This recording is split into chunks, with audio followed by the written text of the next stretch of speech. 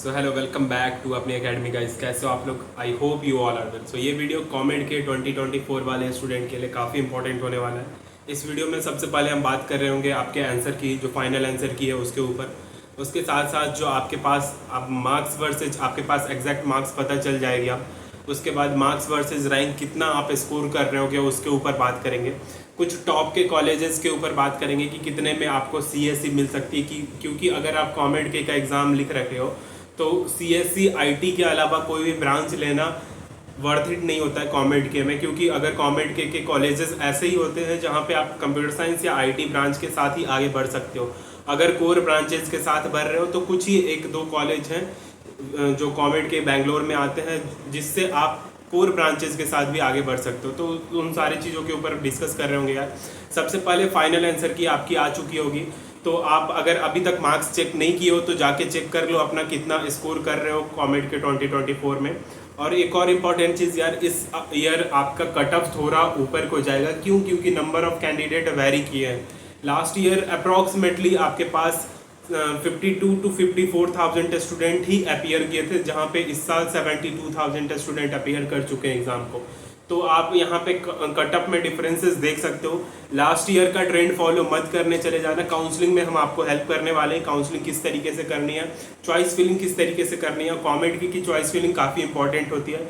यहाँ पे हर एक पेज में आपके पास चॉइस फिलिंग मिलती है। तो वो सारा एक्सपीरियंस जो मेरा 5 साल का है वो मैं आपको दूंगा, जहाँ पे आप किस तरीके से काउंसलिंग को पूरी डिटेल में फॉलो करते हैं उसके ऊपर बात कर रहे होंगे।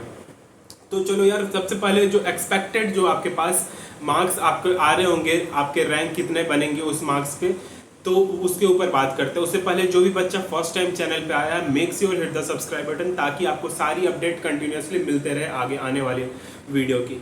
सो सबसे पहले अगर मैं बात करूं टॉप 15 रैंक जो होगी, 1 से 15 रैंक के बीच में अगर कोई बच्चा है तो उसका स्कोर अगर 150 to 165 और 170 के बीच में अगर वो स्कोर कर रहा है, कभी कभी ये ऊपर भी जा सकता है क्योंकि कमेंट के नेगेटिव मार्किंग नहीं होती है।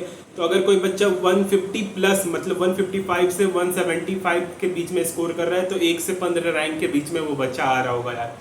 मतलब मैंने बता दिया कि 155 से मार्क्स प्लस स्कोर कर रहे हो तो आपके 1 से 15 रैंक के बीच में बन रहा होगा। उसके साथ साथ अगर कोई बच्चा स्कोर कर रहा है कम से कम 130 to 150 के बीच में, तो आपका रैंक अप्रॉक्सीमेटली 15 से लेकर के 100 रैंक के बीच में बन रहा होगा।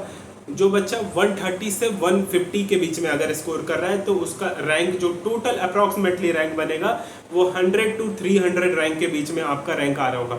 और देखो, सबसे ज़्यादा यहीं पे गेम होता है। जो बच्चा इस रेंज में लाई करता है ना, उसको 300 के अंदर आपके पास आरवी की सीएससी, मेन जो कोर ब्रांच सीएससी की है, वो मिल जाती है।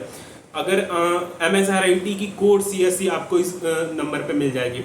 अगर कोई बच्चा 130 से और इधर 110 के बीच में लाई कर रहा है, मतलब इस दो रेंज के बीच में 110 से 130 के बीच में लाई कर रहा है ना, तो उसका 500 से 1000 रैंक के बीच में होने वाला है। मतलब 110 मार्क्स अगर कोई बच्चा स्कोर कर रहा है तो उसका 1000 के अप्रॉक्स में रैंक रहेगा।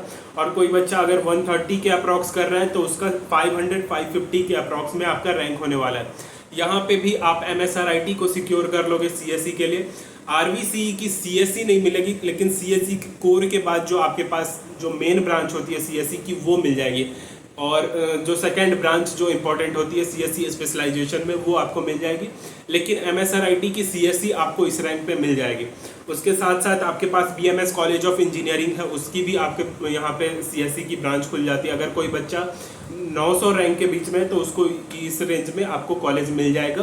बीएमएस जो कॉलेज ऑफ इंजीनियरिंग है वहाँ पे सीएससी मिल जाएगा।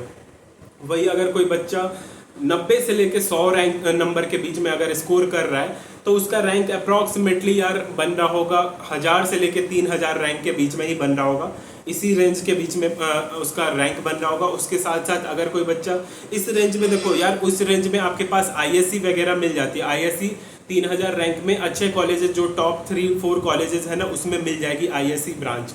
और आईएससी मतलब जो आईटी हम बाहर में बोलते हैं, वो बैंगलोर के कॉलेजेस आईएससी बोलते हैं। तो वो आईएससी आपके पास आईटी ब्रांच है तो वो आपको मिल जाएगा। और कुछ अच्छे कॉलेजेस में आपके पास सीएससी के स्पेशलाइजेशन राउंड 3 तक जाते जाते मिल जाएगा। उसी के साथ अगर कोई बच्चा अगर स्कोर कर रहा है 70 टू 80 के बीच में, तो 70 टू 80 वाले बच्चे जो भी होंगे उनके पास अप्रॉक्सीमेटली उनका रैंक जो बन रहा होगा, 70 से 80 वाले बच्चों का मैं बात कर रहा हूँ, उनका रैंक बन रहा होगा अप्रॉक्सीमेटली 3000 टू 5000 के रेंज के बीच में बन रहा होगा। जो बच्चे लाई कर रहे हैं 70 टू 80 मार्क्स के बीच में, 70 टू 80 वाले बच्चों के लिए 3 टू 5000 के बीच में आपका रैंक लाई कर रहा होगा यार। उसके बाद अगर कोई बच्चा 50 से 60 में लाई कर रहा है या 60 टू 70 में लाई कर रहा है, 60 टू 70 में आपके पास 5 से 8000 या 8500 के बीच में आपका लाई कर रहा होगा। 60 टू 70 वाले बच्चे अगर कोई भी हैं तो उनका उसमें उस कंडीशन में यार आपके पास जो कॉलेजेस होते हैं ना 6 से 7000 या 8000 में, उसमें आपके पास दयानंद कॉलेज ऑफ इंजीनियरिंग हो गई, ये सब में CSE मिल जाती है। और देखो मैं कभी भी बच्चों को सजेस्ट नहीं करता हूँ कि दयानंद की सेकेंड ब्रांच पे जाए, अगर फर्स्ट प्रेफरेंस मिल रहा है वहाँ जाओ। यहाँ पे नीति मीनाक्षी आपको मिल जाती है, फिर नेशनल इंस्टीट्यूट ऑफ इंजीनियरिंग जो है वो आपको मिल जाती है मैसूर में, NIE मैसूर जो है वो मिल जाती है आपको। तो ये सारे कॉलेजेस आपको इस रेंज में, जो बच्चा 7 से 10 हज़ार के बीच में लाई कर रहा है ना, या 6 से 10 हज़ार, तो वो बच्चे को यहाँ पे मिल जाते हैं। उसके बाद जो बच्चा 40 टू 60 के रेंज में लाई कर रहा है, उसका रैंक कुछ अप्रॉक्सीमेटली 40 टू 60 वाले बच्चों का रैंक अप्रॉक्स में आप देख सकते हो कि आपका रैंक 12 से 15 हज़ार के बीच में ही रहेगा। और इस रेंज में आपके पास आचार्य एक अच्छा इंस्टीट्यूट है, आचार्य इंस्टीट्यूट ऑफ टेक्नोलॉजी, वहाँ पे CSE मिल जाती है। और भी बहुत सारे कॉलेजेस हैं जो मिलते हैं, लेकिन आचार्य इन सब में बेस्ट है यार। उसके बाद मैं अगर बताऊँ कि कोई बच्चा अगर 20 से लेके 40 के बीच में लाई कर रहा है, तो उसका रैंक अप्रॉक्सीमेटली 18 से 30 हज़ार के बीच में लाई करेगा। 18 से 30 हज़ार में आपके पास कुछ कॉलेजेस रहते हैं, कुछ अच्छे कॉलेजेस भी मिल सकते हैं अगर ढंग से काउंसलिंग किया जाए। तो आई होप ये सारी चीज़ आपको समझ में आई होगी। आपको डिटेल में हम समझाएंगे कि कौन सा कॉलेज आपको मिल सकता है, हम आपको कंपेयर भी करके बताएंगे।